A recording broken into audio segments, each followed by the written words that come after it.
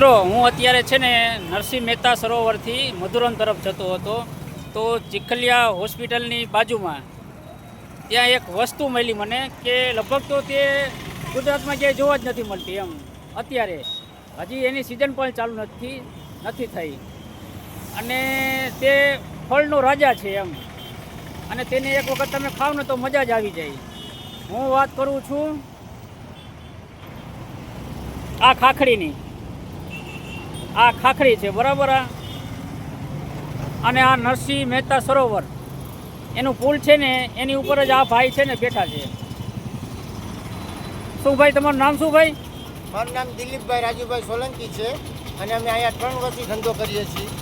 આટલામાં તો ક્યાંય જુનાગઢમાં કેરી આવશે. અત્યારે તો ઉનાથી કેરી આવે છે. ઉનાથી ટ્રાન્સફર થઈને જુનાગઢ આવે છે. અમે જુનાગઢ માર્કેટિંગ યાર્ડમાંથી ખરીદી કરીએ છીએ અને ખરીદી કરી પછી અહીંયા વેચાણ કરીએ છીએ. અત્યારે કેરી 600 રૂપિયાથી માંડી 800 ને 1000 રૂપિયા લગી કિલોમાં તમને મળી જશે.